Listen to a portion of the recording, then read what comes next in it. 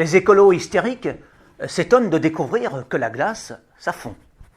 Ils sont incrédules devant le constat de la vie qui est perpétuel mouvement, sempiternel changement, incessante évolution. Pour eux, un glacier qui s'effondre, se dissout, s'évapore, c'est une catastrophe planétaire. Bientôt, ils vont pleurer de désespoir chaque année à la période du dégel en France. Les environnementalistes de gauche sont en effet persuadés que les éléments sont figés pour toujours sur Terre, que rien ne bouge, que l'eau ne se transforme pas, ne se mélange jamais, reste constamment limpide, demeure éternellement de la neige, de la vapeur ou à l'état liquide. Oui, la banquise s'adapte. Oui, les déserts avancent ou reculent. Oui, la roche s'use. Même les montagnes bougent. Mais les adeptes de la friche immuable sont tellement fanatisés par leur religion à la chlorophylle qu'ils en arrivent à se convaincre que l'érosion est une calamité en soi. Pareillement, à leurs yeux, un jardin est fatalement un outrage à la nature, pour la seule raison qu'il est issu de la main de l'homme, autant dire un crime contre la verdure.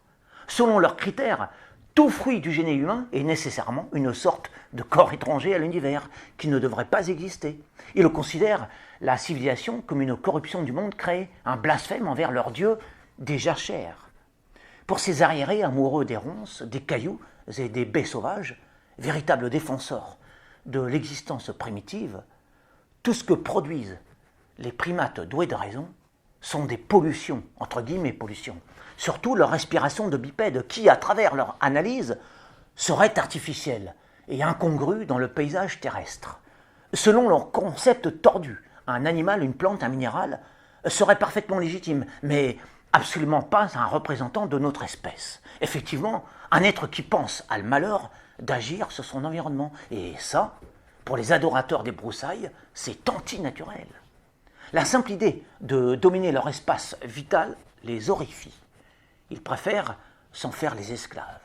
Les écolos alarmistes sont des insensés sclérosés dans leur certitude d'une planète pétrifiée, incapables qu'ils sont de concevoir le chant de la glaise et la danse des étoiles.